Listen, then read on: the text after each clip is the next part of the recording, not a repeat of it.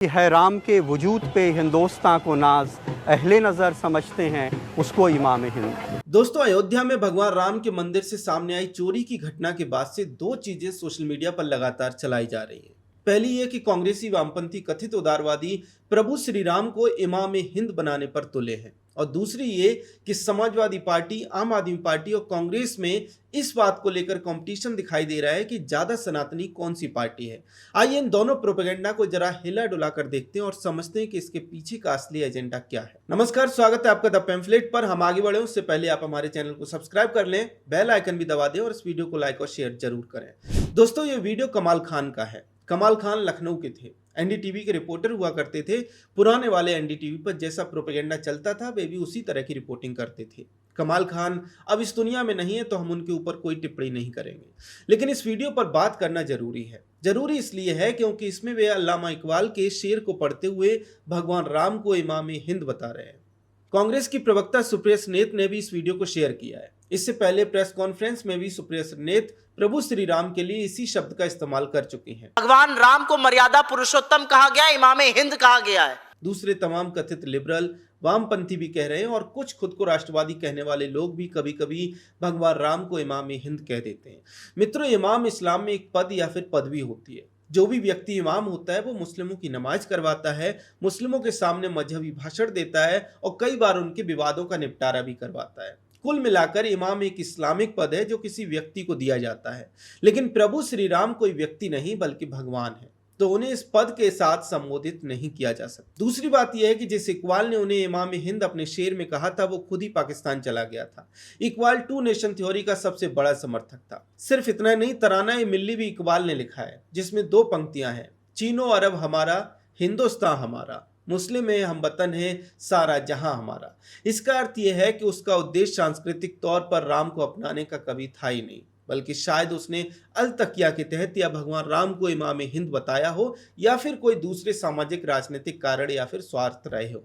खैर, अब कुछ लोग कह सकते हैं कि अगर इस्लाम मानने वाले लोग भगवान राम को स्वीकार करना चाहते हैं तो इसमें दिक्कत क्या है। मित्रों, कोई दिक्कत नहीं है, बिल्कुल करिए, लेकिन भगवान मानकर ही करिए, इमाम मानकर नहीं। समाजवादी पार्टी, कांग्रेस और आम आदमी पार्टी पर हम बात करें उससे पहले आप कमाल खान की एक ये छोटी सी वीडियो और देखिए। राम को हम जानते हैं वो तो इतने विनम्र हैं कि शिव का धनुष तोड़ने पे जब परशुराम क्रोधित होते हैं तो कहते हैं कि नाथ संबोधन भंजनी हारा, होई ही के एक दास तुम्हारा, कि हे नाथ, शिव का धनुष तोड़ने वाला आपका कोई दास ही हो सकता है। देखा आपने, कमाल खान कहते हैं कि भगवान राम तो बहुत विनम्र थे, इतने विनम्र थे कि शिव धनुष टूटने पर परशुराम क्रोध करते हैं तो वे कहते हैं, नाथ शंभुधन भंजन हारा, हुई है कि एक दास तुम्हारा। बस वे ये नहीं बताते कि उसी संवाद में एक जगह श्री राम परशुराम से कहते हैं, देव दनुज भूपत भटनाना, संबल अधिक हो बलवाना, जोरन हमई पचारे को, लरिहो सुखिन काल किन हो। मतलब यह है कि राम कहते हैं कि देवता, दानव, योद्धा या कोई भी महान राजा अगर हमें ललकारेगा, युद्ध में हमें चुनौती देगा, तो भले ही उसका परिणाम कुछ भी हो लेकिन हम युद्ध करेंगे। अपनी वीडियो में कमाल खान प्रभु राम की विनम्रता दिखाने के लिए समुद्र से रास्ता पाने वाले प्रसंग का जिक्र करते हुए कहते हैं कि प्रभु राम उनके सामने, समुद्र के सामने विनती करते हैं, लेकिन ये नहीं बताते कि जब समुद्र नहीं मानता है तब वही राम क्रोध भी करते हैं। चौपाई आती है, विनय न मानत जलद जड़, गए 3 दिन बीत, बोले राम सकोप तब भय बिन होए न प्रीत। भगवान राम आगे लक्ष्मण से कहते हैं, वहीं खड़े होकर, समुद्र के किनारे खड़े होकर, कि लक्ष्मण जरा धनुष बाण उठाना, मैं अग्नि बाण से समुद्र को सुखा देता हूं। तब चौपाई आती है, लक्ष्मण बाण सरासर आनु, सोशों बारिद बिसुख कृसानु, सठ सन विनय कुटिल सन प्रीति, सहज कृपन सन सुंदर नीति। तो बात यह है कि राम विनम्र थे, बिल्कुल थे, लेकिन जब उन्हें लगता है कि विनम्रता को कोई कमजोरी समझ रहा है तब वही राम क्रोधित भी होते थे। और रामायण में कई जगह ऐसे प्रसंग हैं जब प्रभु श्री राम क्रोधित होते हैं। खैर, तो दो बातें अब तक साफ हैं। पहली ये कि प्रभु श्री राम को इमाम हिंद कहना सही नहीं है, और जो भी कह रहा है वो अपनी राजनीतिक रोटियां सेकने के लिए ऐसा कर रहा है।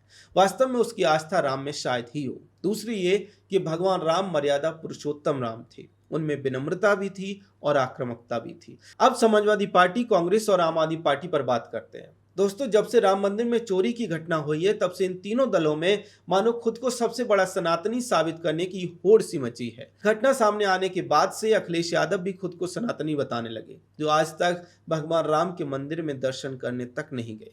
केजरीवाल को लगा कि अखिलेश अकेले अकेले राजनीतिक लाभ उठा रहे हैं, तो खुद को नास्तिक बताने वाले केजरीवाल भी अयोध्या पहुंच गए। बड़े बड़े फोटो और वीडियो पोस्ट करने लगे। केजरीवाल ने आम आदमी पार्टी को सबसे बड़ी सनातनी पार्टी घोषित कर दिया। ये सब देखकर भगवान राम के होने के ऐतिहासिक तथ्य न होने का दावा कर चुकी कांग्रेस पार्टी का भी गला सूख गया।